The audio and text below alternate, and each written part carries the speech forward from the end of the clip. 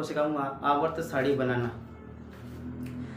यदि आप लोग आवर्त साड़ी बनाना सीखना चाहते हैं तो मैं जैसे जैसे बोलूँगा वैसे वैसे यदि आप लोग करते हैं तो 100% मैं गारंटी दे रहा हूँ कि आप लोग आवर्त साड़ी बनाना सीख जाएंगे। लेकिन ध्यान रहे, जैसे जैसे बोलूँगा वैसा वैसा आप लोगों को करना पड़ेगा ना, तो सिखाने की जिम्मेदारी मेरी, ठीक है ना। चलिए स्टार्ट करते हैं। करना क्या है कि इस तरीके से आप लोग को एक कॉलम बना लेना है। इस तरीके से कॉलम जैसे बोलते जाऊँगा वैसे करेंगे ना। इस तरीके से कॉलम बना लेना है। इस तरीके से आप लोग एक कॉलम बनाएंगे। उस कॉलम को 7 भागों में बांट लेना है। कितने भागों में? 7 में। 1 2 3 4 5 6 और ये 7 भागों में बांट लेना है। तो इसे नंबर दे रहे हैं 1 2 3 4 5 6 और ये 7। इस तरीके से हमें ये पता लग गया है कि अच्छा एक बात याद रखना ना, इस तरीके से जो कॉलम बने हुए हैं, इस तरीके से क्षैतिज जो कॉलम बने हुए हैं, हमने इस तरीके की जो लाइनें बनाई हैं, तो इस तरह के जो कॉलम बनकर आए हैं, ऐसे कॉलमों को हम लोग क्या कहते हैं? आवर्त कहते हैं। क्या बोलते हैं? आवर्त कहते हैं, ठीक है ना। और इस तरीके से खड़े कॉलम बने हुए, खड़ी जो लाइनें बनी हुई हैं, इस तरीके जो कॉलम बना है उससे हम क्या कहते हैं? वर्ग कहते हैं। क्या बोलते हैं बेटा?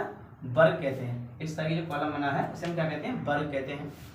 तो यहाँ पर एक बात क्लियर हो गया है कि आवर्त सारणी में कुल आवर्तों की संख्या कितनी होती है? 7 होती है। एक छोटे से क्वेश्चन का आंसर मिल गया है। कभी कभार कोई पूछ बैठता है कि आवर्त सारणी में बताइए कितने आवर्त होते हैं, तो आप सीधा आंसर देते हैं कितने होते हैं? 7 आवर्त होते हैं। कितने होते हैं? 7। चलिए आगे देखें।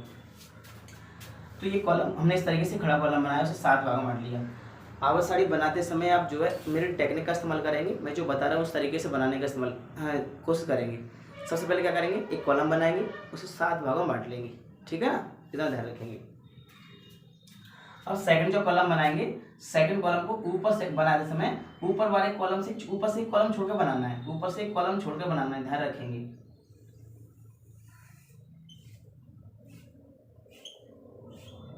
और इस तरीके से लाइनों को आगे बढ़ा देना है। ये बन गया सेकंड कॉलम, ठीक है ना। अब देखो थर्ड कॉलम जब बनाएंगे, तीसरा जो आगे जो बनाएंगे वो ऊपर से 2 छोड़कर बनाएंगे, 2।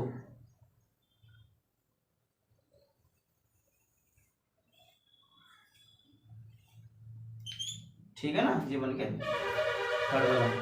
अब तीसरे कॉलम जैसे ही इस समय ना ऐसे 10 कॉलम बनाने हैं आपको। लोग कितने बनाने? 10 कॉलम बनाने ऐसे ही। तो आगे बढ़ा देते हैं भाई लाइन को।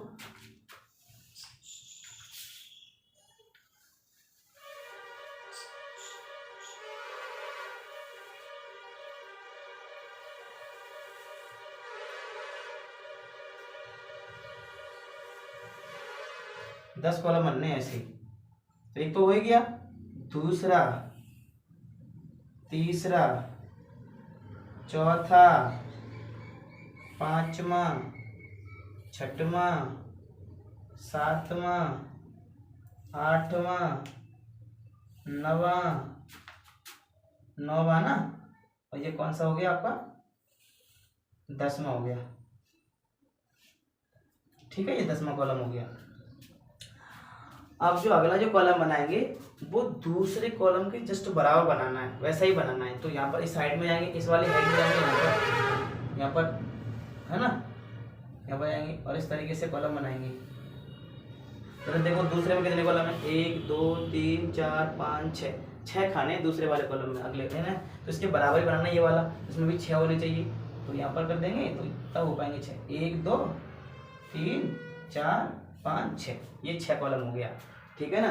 अब हमने ये वाला जो कॉलम बनाया है ऐसे ही आपको 6 कॉलम बनाने इस समेत 6 कॉलम बनाने हैं। तो एक तो हो ही गया।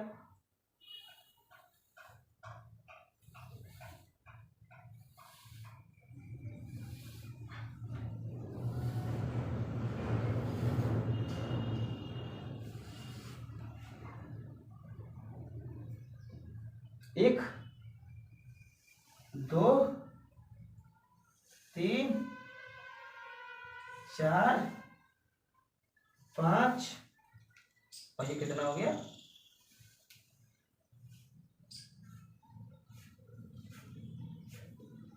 6 हो गए। ठीक है ना।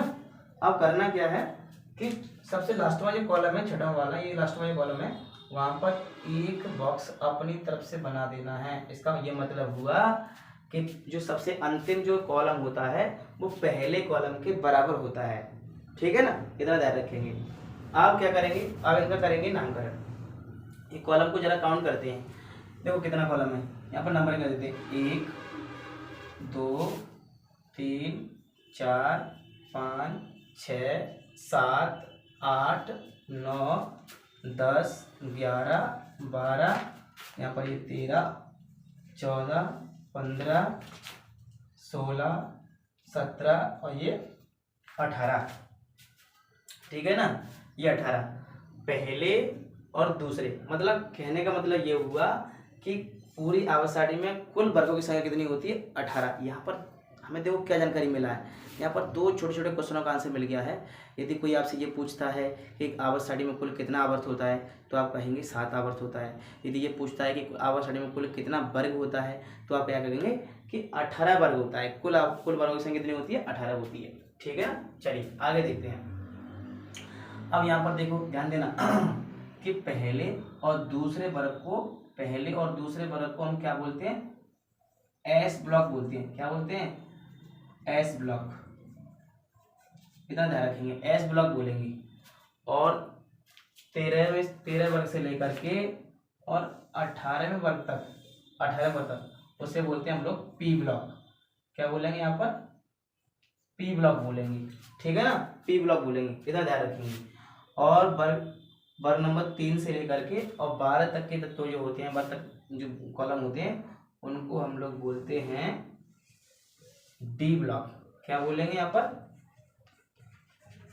डी ब्लॉक बोलेंगे। इतना ध्यान रखिए, डी ब्लॉक। ठीक है ना, चलिए आगे देखो। अब हम लोग जो पुराने समय में मेंडलीफ ने जो उपवर्ग आवर्त सारणी जो बनाई थी ना, उस समय उपवर्गों को, मतलब कहने का मतलब जो वर्ग हैं उन वर्गों को दो उपवर्गों में बांटा था, ए और बी में। तो यहाँ पर एस और पी जो पी ब्लॉक की जो कॉलम थी ना, एस और पी ब्लॉक की जो कॉलम थी ना उनको ए नाम दिया गया था, और डी ब्लॉक की जो कॉलम थी उनको बी नाम दिया गया था।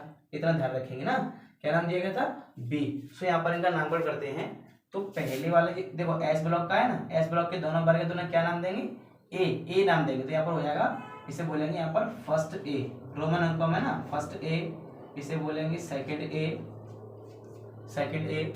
तो अब जाकर पी में चला जाना है, तो यहाँ पर क्या बोलेंगे, इसे नाम देंगे थर्ड ए। यहाँ पर बोलेंगे फोर्थ ए। यहाँ बोलेंगे फिफ्थ ए। इसका नाम क्या होगा, सिक्स ए। इसका नाम क्या होगा, सेवेंथ ए। ठीक है ना, और इसका नाम क्या होगा, एट्थ ए। इसका नाम क्या होगा, एट्थ ए नाम होगा। या इसे एक और नाम से जानते हैं, जीरो ग्रुप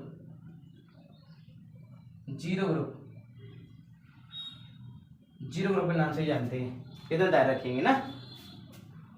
इसी प्रकार से अगर डी ब्लॉक के लिए बात करें तो कैसे जानते हैं, बी नाम दिया जाता है। डी ब्लॉक में जो कॉलम है उनके जो वर्गों ने क्या नाम दिया था, बी नाम दिया था। तो यहाँ पर क्या हो जाएगा, थर्ड बी। यहाँ पर क्या होगा, fourth B, fifth B, sixth B, seventh B, और इसे एट्थ बी। यहाँ से लेकर कहने का मतलब ये है कि वर्ग नंबर 8 9 10 तीनों को 8B नाम दिया जाता है। क्या नाम दिया जाता है, 8B। तो यहाँ पर मैं लिख दे रहा हूँ 8B। और 11वें को बोलते हैं फर्स्ट बी, और 12वें बोलते हैं सेकंड बी बोलते हैं। ध्यान रखेंगे। अच्छा, ये जो नामकरण है ये वाला जो नामकरण किया गया, रोमन अंकों में जो नामकरण किया गया था वो पुरानी विधि से नामकरण किया गया, मतलब पुराना नामकरण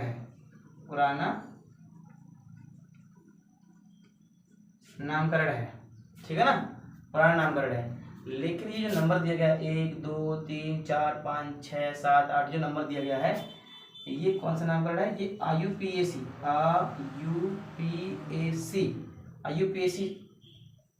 नामकरण है। ये IUPAC नामकरण है। इस तरीके से आप जो है आवर्त सारणी को ड्रॉ कर पाएंगे, विदाउट देखे आवर्त सारणी ड्रॉ कर पाएंगे, ठीक है ना। लेकिन ध्यान रहे घर पे आपको करना क्या है, जैसे मैंने बोला है उस तरीके से काम करना है। जैसे मैंने बोला उस तरीके से काम करना है। मैंने क्या बताया था शुरुआत में, एक बार मैं रिवाइज करा देता हूँ चीज़ों को। सबसे पहले क्या करना है, एक कॉलम बनाना है जो 7 भागों में बांट लेना है ना। अब दूसरा 7 भाग उनको नंबर देना है 1 2 3 4 5 6 7। कहने का मतलब ये हुआ कि आप लोग वहाँ पर इस तरीके से काम करेंगे, ठीक है ना। ठीक है, तो आप लोग बनाना ध्यान से और बना के देखना, घर में एक बार प्रैक्टिस करना है, विदाउट देखे बना के देखना। लेकिन ध्यान रहे मेरी टेक्निक का इस्तेमाल करना है ना, ध्यान रखेंगे तभी आप सीख पाएंगे। चलिए ठीक है, इसके आगे नेक्स्ट हम बताएंगे नेक्स्ट वीडियो में। Thank you.